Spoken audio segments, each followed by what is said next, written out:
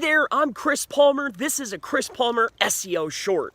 In this video, I'd like to discuss a very powerful tiered link building strategy that you can start implementing today.